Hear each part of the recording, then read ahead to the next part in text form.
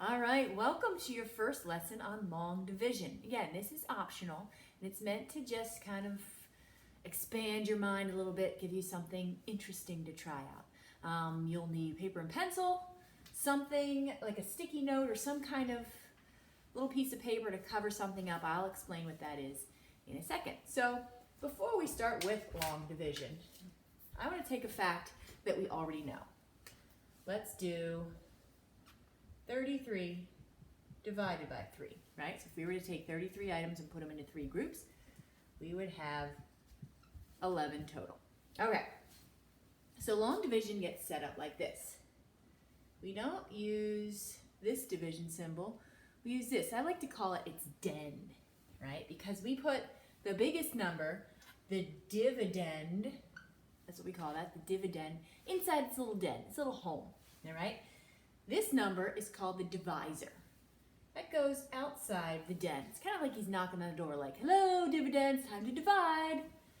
All right, and then this is our quotient. We'll see in a second where our quotient goes. All right, now my sticky note. It has 4 important letters on there. DMSC.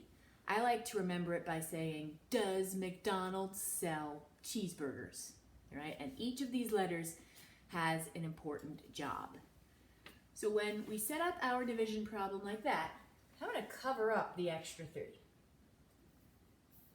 I don't want to complicate our lives right now. So, D stands for divide. Now that we've covered up the extra 3, really all we're doing is dividing 3 by 3. 3 divided by 3 is 1, right? We put the 1 on top of the den. Again, that's going to be part of our quotient. Sort of like the quotient's dancing on the roof, like, yeah, I'm the answer. So we've got our dividend inside the den, our divisor knocking on the door saying it's time to divide, and then our answer is going to be on top. So we divided. 3 divided by 3 is 1. What's cool about long division is there's like a self-check inside the problem. So we've divided. To make sure we've divided correctly, we multiply. So now we're going to take this 1 and multiply it by the 3 that we just divided. Okay, so 1 times 3 is 3. We're going to put that underneath our dividend. So we've divided, we've multiplied, now we're going to subtract. We subtract the numbers we just multiplied, and we get a 0. Okay? The last and probably the most important part is the C. Now we're not adding, we don't actually use any adding in long division.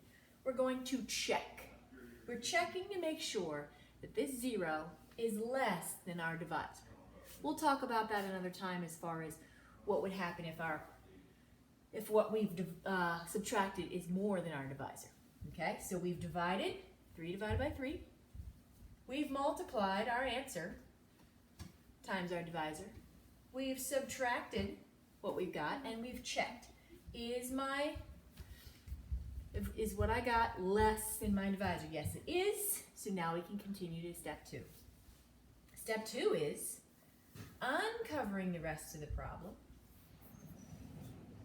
dropping this other part of our dividend. I like to say drop it like it's hot, down below.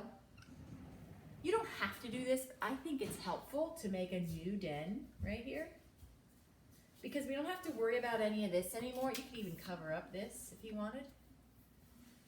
Because now the new problem, what we're doing, is 3 divided by 3 again.